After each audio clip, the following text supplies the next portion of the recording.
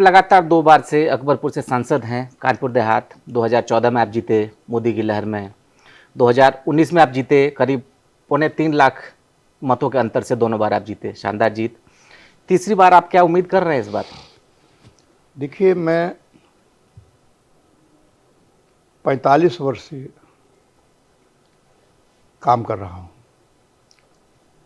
और राजनीति में जो मूल विचारधारा थी कि लोगों के कल्याण के लिए सदैव लगा रहना चाहिए जी। पंडित दीनदयाल उपाध्याय का ये सपना था कि गांव, गरीब, किसान और ज़रूरतमंद के साथ आप खड़े रहेंगे। तो मैं उस टीम काम कर रहा हूँ और मेरा ये सौभाग्य है कि मुझे समय समय पर भारतीय जनता पार्टी ने अपना जो आशीर्वाद मिलना चाहिए वो सदैव मिलता रहा है, पार्टी की ओर से, केंद्रीय नेतृत्व की ओर से। और मैं सौभाग्यशाली हूँ कि वर्तमान में भारत के प्रधानमंत्री और तत्कालीन एनडीए के नेता के रूप में घोषित माननीय प्रधानमंत्री जी ने पहले जो सभा की थी वो उत्तर प्रदेश में की थी। हिंदुस्तान का परिवर्तन उत्तर प्रदेश होता और उत्तर प्रदेश का परिवर्तन की भूमिका में कानपुर का एक महत्वपूर्ण स्थान है। 2013 के 19 अक्टूबर को उन्होंने हमारे ही लोकसभा क्षेत्र के कल्याणपुर में मीटिंग की थी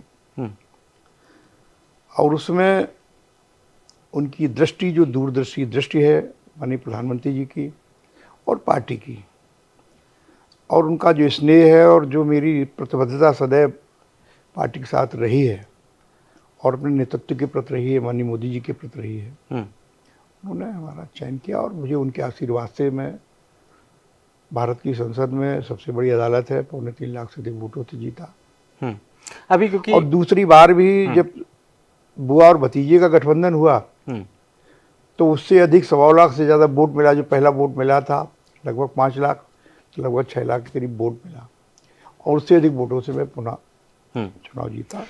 और आज भी इस देश में जनता ये चाह रही है कि मोदी जी के नेतृत्व में तीसरे बार देश की सरकार बने और ये तीसरे बार देश की सरकार बन करके 2047 का भारत जो शताब्दी वर्ष मनाने वाला है, जिसे स्वामी विवेकानंद की कल्पना थी, उसे पूरा करने वाला भारत है। स्वामी मोदी जी के नेतृत्व में अकबरपुर लोकसभा भी 5 लाख से अधिक वोटों से जीत करके और उनके नेतृत्व में पुनः आशीर्वाद मुझे प्राप्त होगा। अभी क्योंकि अयोध्या में मंदिर बन गया, इधर ज्ञानव्यापी में जो व्यास था खाना है वहाँ पर पूजा करने की इजाज़त दे दी गई है, तो अब जब आप लोगों के बीच जा रहे हैं तो क्या कुछ लोगों में देख पा रहे हैं आप अभी?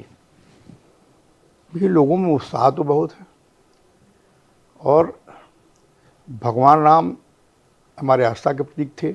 न्यायालय का निर्णय हुआ, माननीय प्रधानमंत्री ने शिलान्यास किया और ये हमारी ही पार्टी ऐसी है और हमारा ही नेतृत्व ऐसा है कि जो शिलान्यास करते वही उद्घाटन करते हो और वही काम किया कि निर्णय के बाद में शिलान्यास हुआ। शिलान्यास के बाद में आज की प्राण प्रतिष्ठा भगवान श्री राम की हो गई।